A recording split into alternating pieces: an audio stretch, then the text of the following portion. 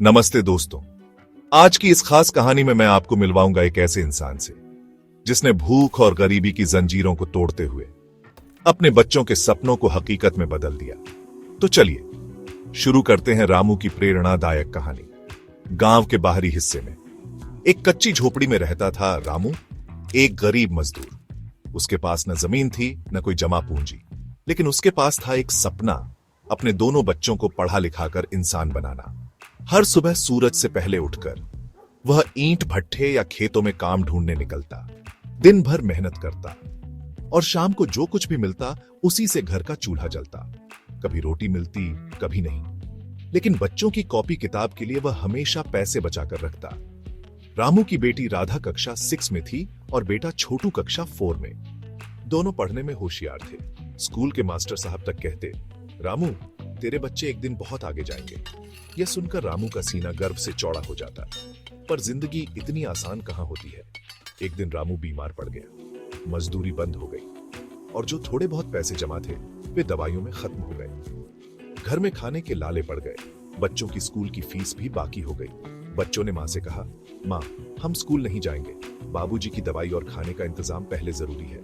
लेकिन रामू को यह बात चुभ गई। कुछ दिन बाद गांव में एक अमीर साहूकार आया जो मजदूरी के बदले तुरंत पैसा देने को तैयार था, लेकिन उसकी शर्तें बहुत कठिन थीं।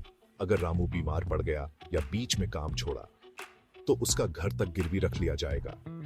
रामू के सामने दो रास्ते थे, या तो बच्चों की पढ़ाई छुड़ाकर पेट पालता या फिर अपनी जान जोखिम में डालकर सपना बचाए रखता। रामू ने बिना झिझक दूसरी राह चुनी। बुखार में तपते हुए भी वह साहूकार के खेत में काम करता रहा। एक दिन बेहोश होकर गिर पड़ा। गांव वालों ने उसे उठाया और अस्पताल पहुंचाया। हालत गंभीर थी। जब राधा और छोटू अस्पताल पहुंचे तो रामू ने कमजोर आवाज में कहा, बच्चों बाबूजी ने सब कुछ किया, बस तुम लोग पढ़ाई मत छोड़ना। बस वही सपना है जो अब तक जिंदा रखे हुए है।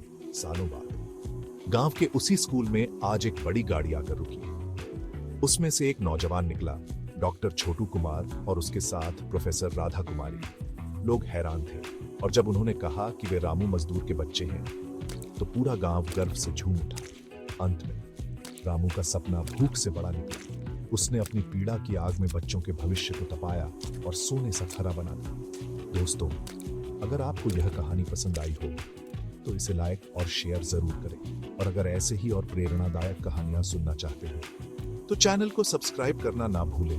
मिलते हैं अगली कहानी में, तब तक के लिए नमस्ते।